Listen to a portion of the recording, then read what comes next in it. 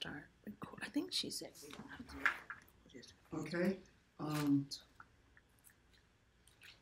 Everyone okay this morning? I take that as a yes. Yeah, we're fine. We're fine here. Doing well. Great. I want to talk about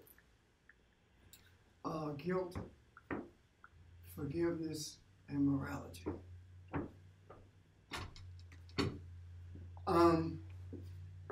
Before I get started with that, let me see if there are any questions. Not necessarily based on what we talked about last week, but any questions, period, that anyone needs to get some clarity about. Okay. In Matthew, the 9th verse, Matthew 9th chapter, in the beginning of it talks about Jesus healing someone with a palsy, and not by the normal ways that he healed, but simply by saying to the one with the palsy, "Thy sins be forgiven thee." And when he said that, he was accused by the scribes of blasphemy. And Jesus then said to them, he asked them why do they think evil in their hearts, and whether or not it was easier to say, forgive the sins to be forgiven, or arise and walk. Now, what I want to look at primarily is verse 6, but that you may know that the Son of Man hath power on earth to forgive sins. Then saith he to the sick of the palsy, arise, take up the bed, and go unto thine house. So, what he's actually saying when he says that you may know that the Son of Man hath power to forgive sins, what he's talking about simply is that that the human has the power to forgive sins. The reason he healed the man the way he did was because he wanted to make the point that the Son of Man has the power to forgive sin. Now, I want to look at that. However, I want to start with the idea of the concept of guilt. So the question is, what is guilt? What is the purpose of guilt? Why is it necessary for us to feel guilty? Now, this whole idea of guilt, forgiveness, and morality comes from a question that someone asked me last week, and the question was, why is it that the African always finds himself forgiven for all the trespasses against them? Why is it that the African never hears someone ask for forgiveness, but is always and they were talking about that in reference to how we have been and continues to be treated in the earth. And one of the things that I had to conclude based on the question, after having given it some thought, is that if you don't feel guilt, you don't ask for forgiveness. And when you have conditioned yourself to a point where you believe that you are always right, regardless of what you say or do, then there is no sense of guilt. Not only that, when you have convinced yourself that the people that you're dealing with are less than you or less than human, then there is no guilt. And when that happens, or when that attitude is present, that means that you can do anything you wish and sleep at night. That is one of the reasons that a lynching can take place right after somebody leaves the church, or get up off their knees from praying and justify it with the scriptures. The whole concept, as I see it, of Christianity as it has been taught, is simply a justification for anything that Caucasian want to do to people of color. Nothing more than that. Because everything in religion supports the systemic racism that pervades the whole earth. And the justification for that has always been Christianity. When we look at that, we see that in order to be comfortable with racism, you have to feel superior. You have to see people of color as having no human traits at all, other than the fact that their bodies are built like yours. But you have to convince yourself that they are a dead soul and have no value other than to serve you, and not be guilty about it. When that happens, again, you can do anything you want. Now, guilt itself is necessary. And the reason guilt is necessary is because guilt speaks to the heart. And when guilt speaks to the heart, guilt is saying to the heart, there is something that needs to be dealt with. Either you need to forgive yourself, or you need to forgive someone else, or both. So guilt, to me, as I see it, is a signal from the soul, a signal from the depth of our emotions that tells us something is wrong in our relationship with another human. Now, guilt, with this guilt that comes from the depths of our soul, says to us, tells us this because it is necessary to bring humanity back to the place of balance. Now, you don't have to experience guilt in order to forgive. However, if you don't forgive, guilt is the signal that you have missed something that needs forgiveness. Does that make sense to you? So, when we look at what Jesus said, there has to be a reason that he said what happened because the Son of Man must know that he has the power to forgive sins or entanglements on earth. So what is he saying? If we look at the word Son of Man from the Aramaic, it doesn't say the Son of Man, it says the human. So everywhere Son of Man appears, it talks about the human. So Jesus said that this is necessary so humans will know that they have the power on earth to forgive sins. And having this power on earth to forgive sin put humans in a different place than where humans think they are. And what I mean by that is, as humans, sometimes we lose sight of the reality of the power that we have been given by virtue of our creation. We have been taught that no one can forgive sins except Jesus or except the Creator. Well,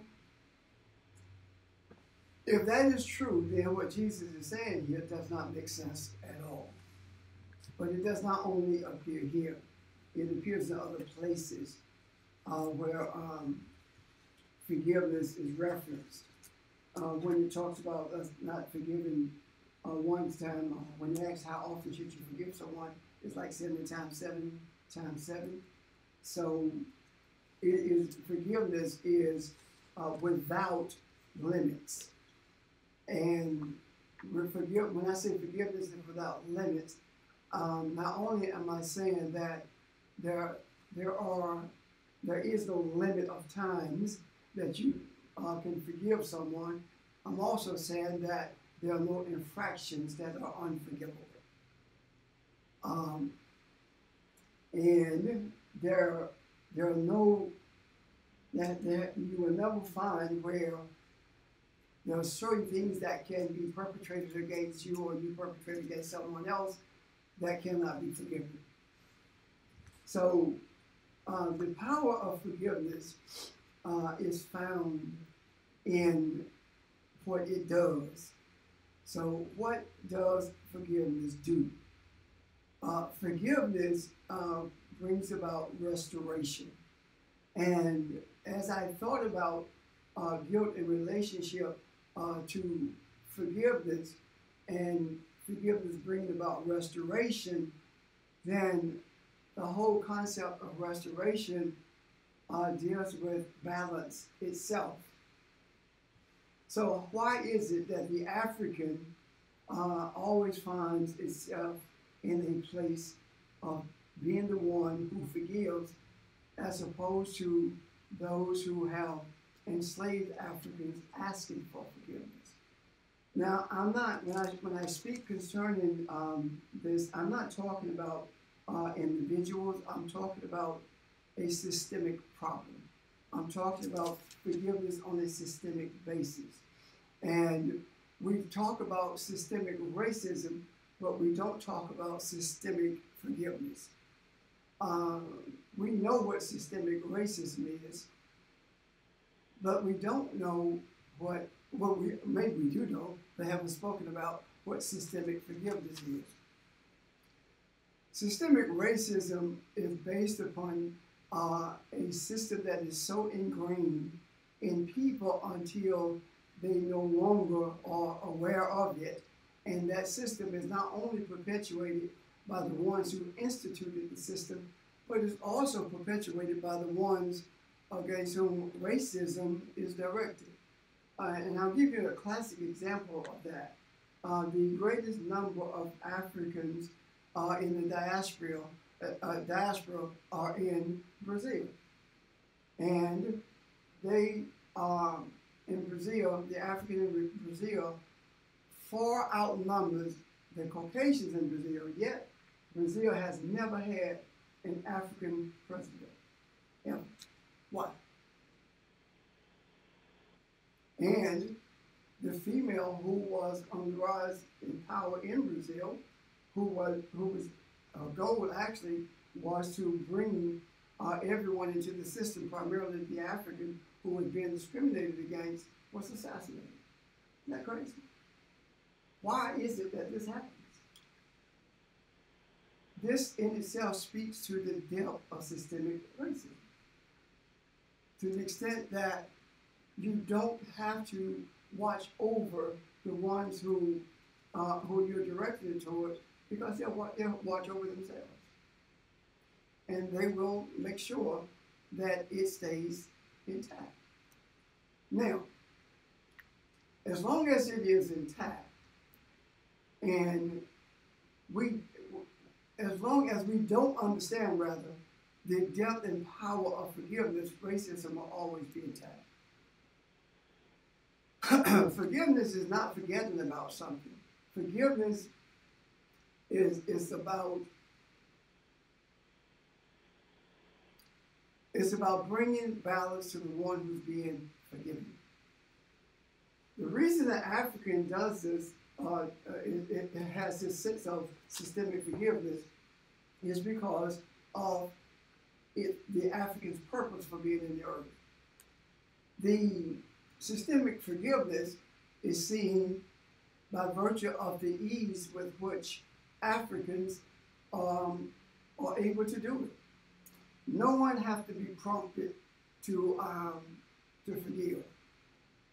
We have a sense of blanket forgiveness regardless of what we have experienced. But You said that forgiveness is about bringing balance to the one who is forgiven or forgiving. both, I should have said both. Oh.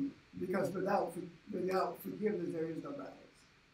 So Even though the one who's being forgiven has no clue about balance yes, yet. and may never have it because it's not an individual, it's systemic. And when we talk about changing a system, it has to be replaced with something. So what do we replace the system with? I have no idea at this moment what it looks like, but I do have a strong sense of how to bring it about.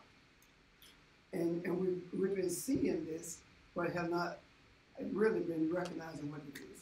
Go ahead. When Barbara was talking about the forgiven, so then if one person is forgiving someone else, that has the power to impact not just that person, but everybody else in a similar situation? It does. Okay.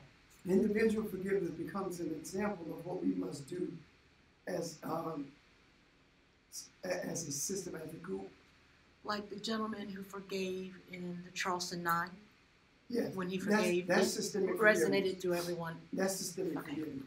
And you see how it brought about a sense of awareness of the depth of racism like never before. I have a question. Mhm. When you just talked about you didn't know how it looked, you were talking about were you referencing systemic racism and the fact that you deal with it through systemic forgiveness? Now, I was talking about, I don't know how systemic forgiveness, how balance is going to look Oh, after this, because we definitely know what racism looks like. I mean, racism is so ingrained until there are people who don't understand what happened in Philadelphia in Starbucks. I mean, I got phone calls from people who, how do I address this with my white colleague? Because they're saying there was no racism there. How can you say that? Because you don't know what racism is. And one of the most racist statements that can ever be made is for a Caucasian to say that's not racist. That's a racist statement. They don't understand the inherent bias Right. against black people And that's because why they don't live it. who would you be if you had never experienced racism? If you did not always have to be on the defensive, if you did not have to live your life under stress, always on guard because you don't know what's coming at you next based upon the color of your skin, how different would you be? That's unimaginable. It is. I cannot imagine what it feels like not to be on guard, to live in a world where I am accepted because I am a human. I don't know what that feels like. And I don't know any African who can explain that to me, or to anyone for that matter. So when I talk about systemic forgiveness, I am referencing the whole concept of bringing balance to the earth. That's what I'm referencing. When we talk about systemic forgiveness, it is not about bringing balance to an individual. It is about bringing a sense of balance to humanity, period. Now, to deal with the part of the question that asks, why is the African so forgiving, or so prone to forgiving when the ones who perpetrate these acts of racism against the African never ask for forgiveness? And given that thought, I began to see something. If all life had its origin in Africa, if all life came out of the womb of Africa, then that means that all of humanity came from that same womb. Now, if that is the case, then if the further you get away from the origin of that life, the further you get away from the beginning of that life, the less spiritual you're prone to be. And when you look at that conceptually, what you began to see is the less prone you are to be forgiven, then the less morality you have. You begin to lose your moral compass. And the less guilt that you express. So what am I saying? I am saying that it is far easier, and I'm speaking conceptually, it is far easier for someone who has a greater distance between them and the origin of life to be without guilt than it is for someone to be closer to the origin of life. Example, it is statistically true and proven with psychiatrists, social workers, etc., sociologists, and etc., that, and I think we spoke about this a few weeks ago, when the Caucasian thinks about, when the Caucasian hears voices during periods of schizophrenia, the Caucasian hears voices that tells it to kill someone or to hurt someone.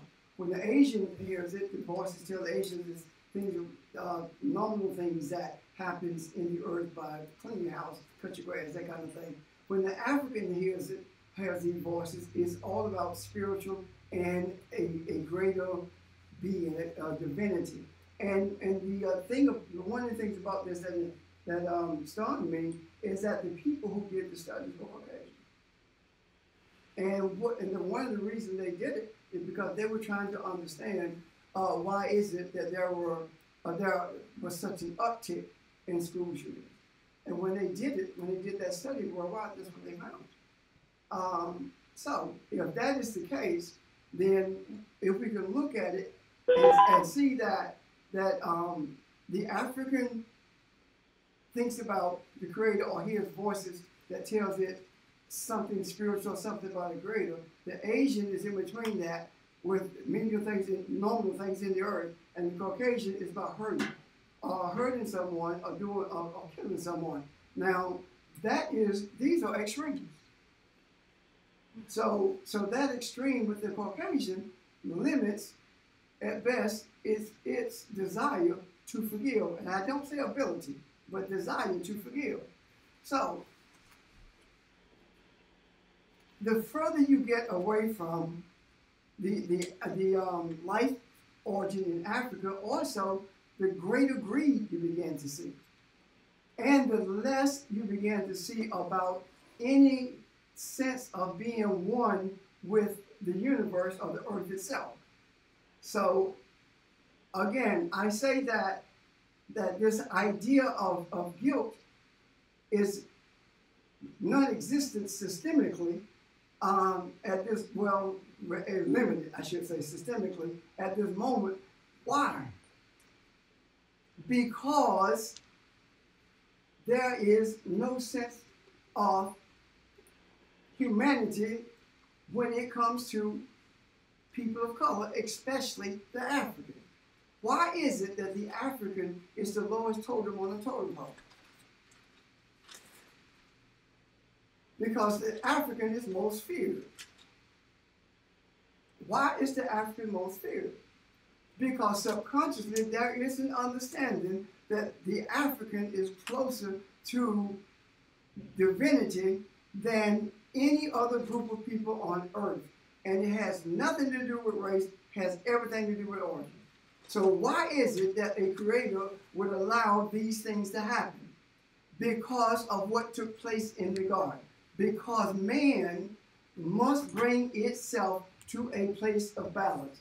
And in the 3rd chapter of Genesis, when the skin was put on the Adam, what took place? When the skin was put there, that's when we became individuals. And out of that came all what we call races or groups of people in the world. The whole concept of race did not enter the vernacular until actually the division of race, rather, 1700. That's when race began to enter, and in 70s, that's when we saw again a division based on race.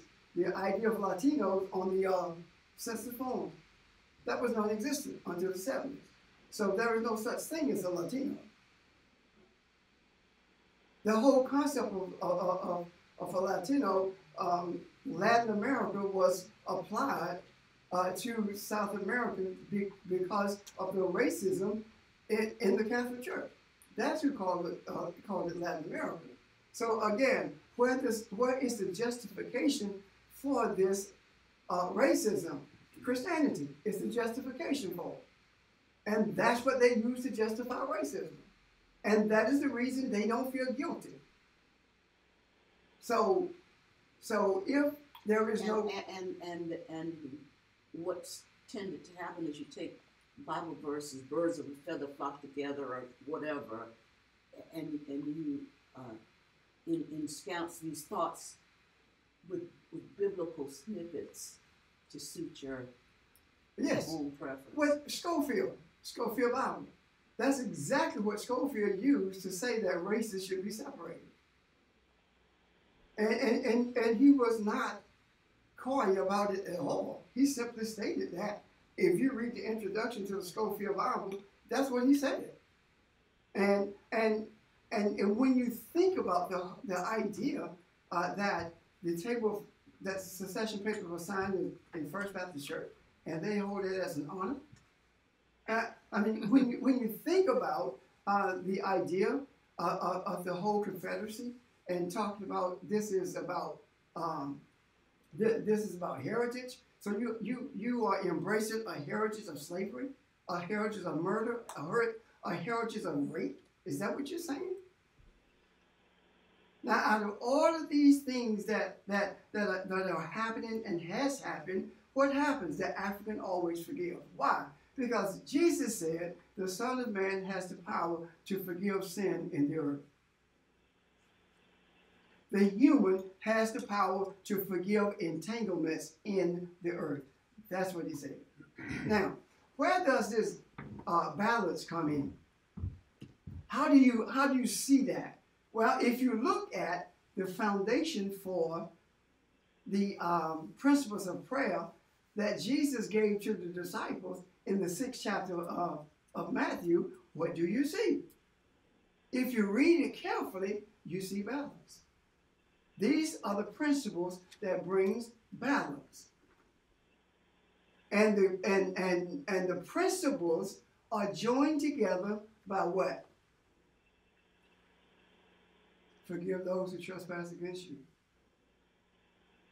Forgiveness is what joins those two principles together. Any questions about that? So, say it again. Forgiveness is what joins the principle of heaven and earth together. The first verses in that prayer deals with relationship to the Creator. Our Father which is in heaven, hallowed be thy name. The second part of that deals with earth consciousness. Matthew 6. Matthew 6. The Lord's Prayer, that's what they usually. Are you there? And okay. And it's not. It's called, the Lord's Prayer is called the model prayer. But it's really the principles of which we pray, because if you really look at what it means from the original text, it's simply laying a foundation. It says, and in verse 12 it says, and forgive us our debts and we forgive our debtors. Then it says, and lead us not into temptation. So what is it going? It's going to earthly things now, but deliver us from evil.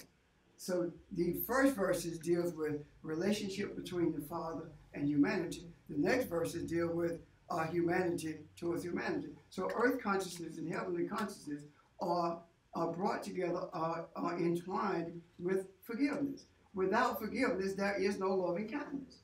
Without forgiveness, there is no balance. And without guilt, there is no sense of forgiveness. Any questions about that? So guilt is definitely something that is necessary if we are